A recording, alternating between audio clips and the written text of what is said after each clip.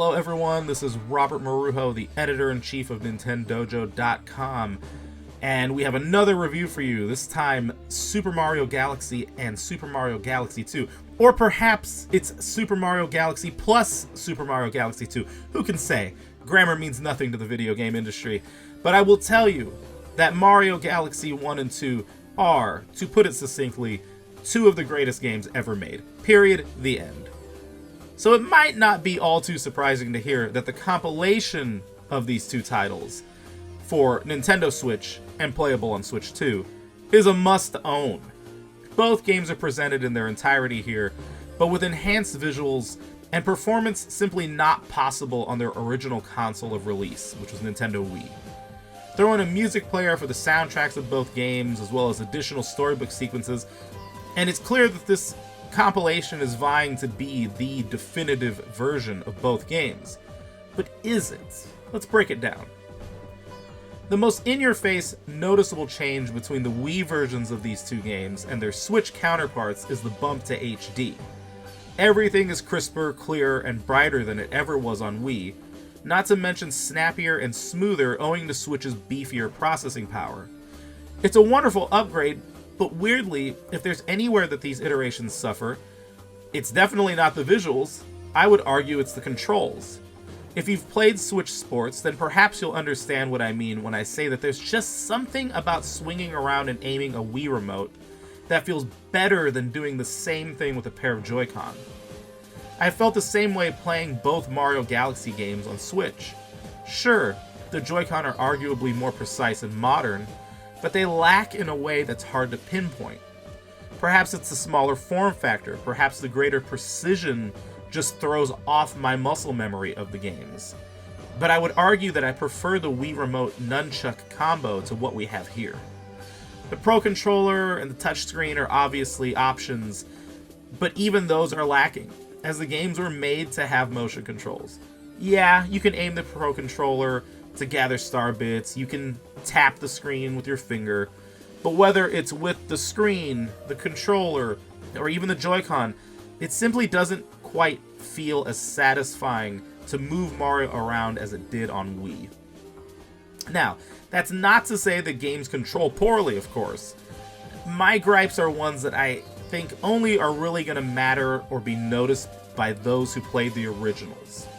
And even as someone who collected every single star in both games the first time around, I found myself completely hooked this time on Switch. If you've yet to experience the Mario Galaxy games, or if it's been a while, the central hook to them is in the name. These games are about Mario in space, where gravity plays a central role in the gameplay.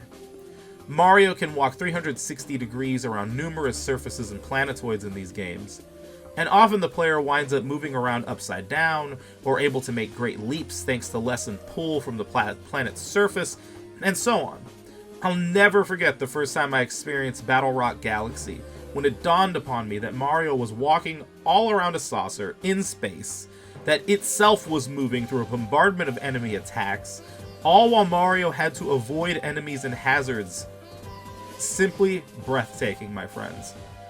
And while this focus on gravity could easily have devolved into a repetitive gimmick, the designers at Nintendo instead found new and creative ways to utilize the concept.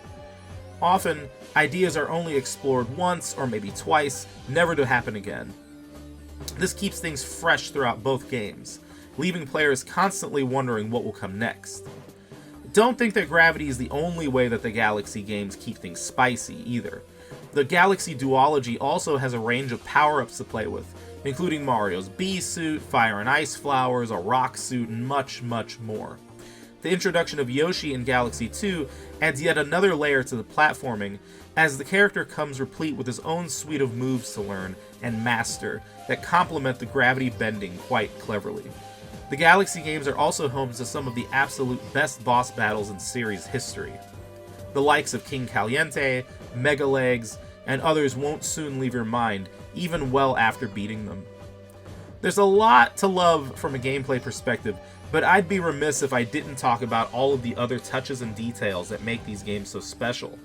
The score is one of the best ever recorded for Mario or otherwise. I favor the first games a bit more than the seconds, but they're both excellent.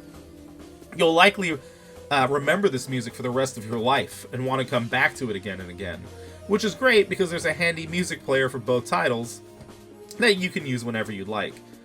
The mix of whimsical, somber, and sci-fi themes in the tracks is a treat for the ears. The Toad Brigade and Captain Toad make their debut in this series, adding so much charm with every appearance they make. Last, but certainly not least, is the debut of Rosalina as well, the matriarchal leader of the Luma. Her storybook is an iconic part of the first Mario Galaxy game and has been added to Mario Galaxy 2.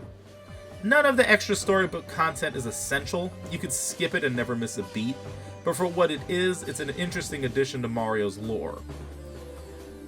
There are other tweaks here, including assist mode for those not up to the challenge or in need of a little help, mouse controls for the two-player mode that are, let's face it, pretty unnecessary, and amiibo functionality that, as I record this review, still hasn't been released. They come out in April. None of that really makes a lick of difference as far as I'm concerned, as these are two virtually perfect games that are still very nearly perfect on Switch, with the exception of having oh so slightly inferior controls. Whether you've played these games before or this is your first time, Super Mario Galaxy and Super Mario Galaxy 2 aren't just representative of how good the Mario series can be, but how good video games as a whole can be. Nintendojo awards Super Mario Galaxy and Super Mario Galaxy 2 an A-. If you enjoyed this review, please give us a like and a follow. For more from Nintendojo, follow us at Nintendojo.com and on our social media channels. See you in the next review, everybody. Thank you.